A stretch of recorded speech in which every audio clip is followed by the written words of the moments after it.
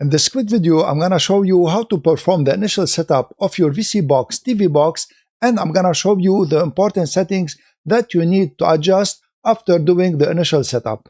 In my example, I'm using the vSeeBox V6 Pro, but the instructions I'm gonna show you will apply to any vSeeBox TV box. Let's switch to screen recording to show you all this. When you first start your vSeeBox TV box for the first time, it's gonna give you this splash screen. Just wait for it to start. And here it is starting. It takes approximately 30 seconds to go to this first screen.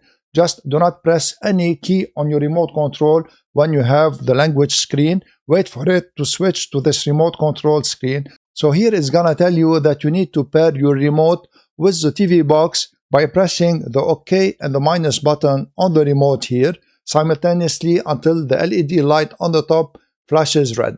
So here I'm gonna put the remote control next to my TV box and I'm gonna press these two buttons until the LED light flashes red.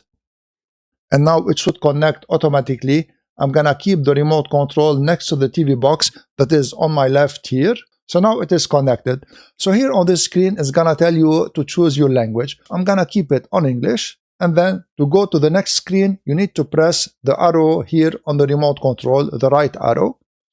And now it's asking you if you wanna adjust the screen size. By default, it comes on 95%.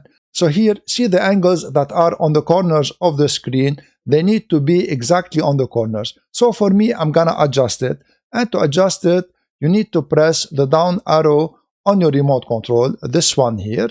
So I'm gonna press it until it arrives to 100%. And here it is on 100%. Now press the right arrow once again to go to the next screen. And here on the screen, it's important to choose your correct time zone because the correct time zone is crucial for the electronic program guide or EPG. So here press on the right arrow after you choose your time zone. For me, it is Eastern Daylight Time. And here you need to connect to the internet. So you can connect to the internet with the cable. If you already plugged a cable in your TV box, you have to choose Ethernet. And here I'm gonna connect with Wi-Fi. So I'm gonna choose Wi-Fi with the remote control. And here I'm gonna choose my Wi-Fi network and put the password to it. Here make sure that you're reading this disclaimer notice. And for you to be able to use your TV box, you need to agree to it. So here it is selected by default agree. I'm gonna select agree. And here all you need to do is press on OK. And the initial setup of the TV box is finished at this stage. When it starts for the first time now like this, just give it a moment to start.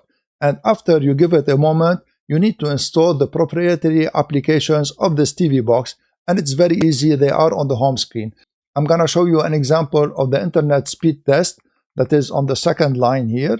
So let's go to internet speed test. This is a pre-built application and you need to install all the applications like this. So just press on it and then wait for it to install. Now it's gonna start because we just installed it. And if you want to install other applications, you can install them from the Google Play Store.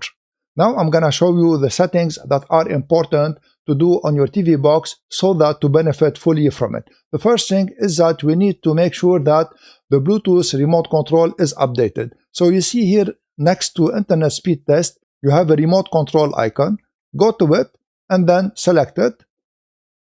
And it's gonna install it. This is the Bluetooth over-the-air updater program. So it's gonna check if your Bluetooth remote is updated or no. If it's not updated, you need to update it here. For me, as you see, it says the current device is the latest version. So this is one setting. Let's go back to the home screen. And now let's go to the settings menu on the bottom.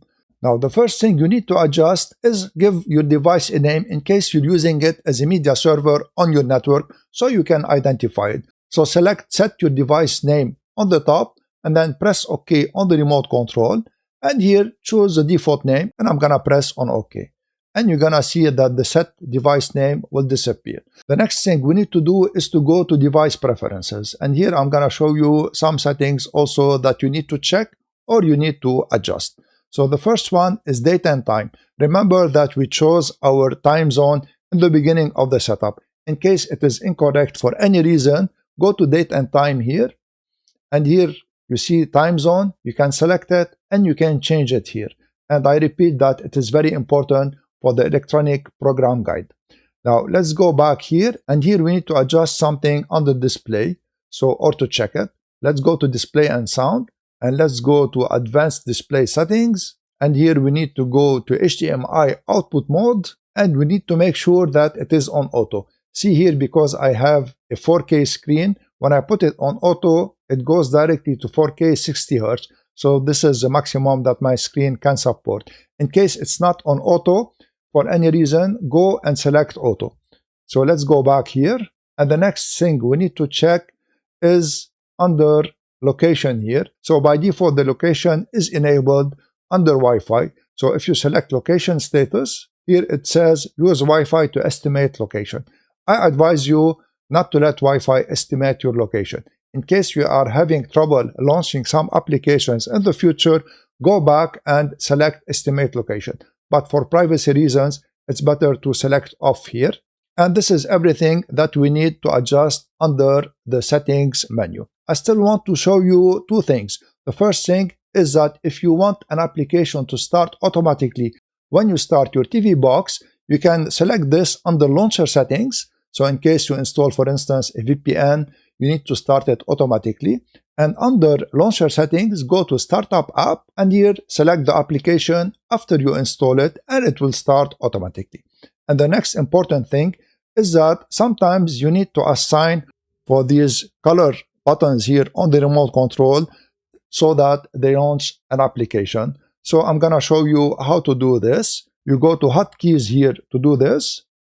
So for instance, let's say that we want to launch the internet speed test application with the red button. Select red, and here in the menu, select the application you want, which is internet speed test in my case here, and then simply press on exit on the remote control. And now if you press the red button, it's gonna launch the internet speed application.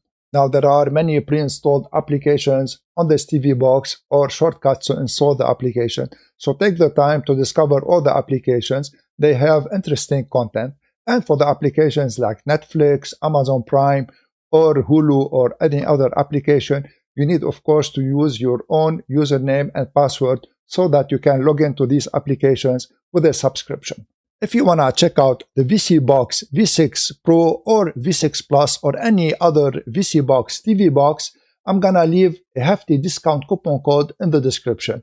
If you make a purchase using my coupon code and the link that I'm gonna leave in the description, I'm gonna gain a small percentage, but this is at no cost to you, and this way you'll be supporting me. And if you like this video, please share it, subscribe to my channel, and give this video a thumbs up. I wanna thank you all for watching. I'm Eloy from Stuff Around the House. See you in the next video.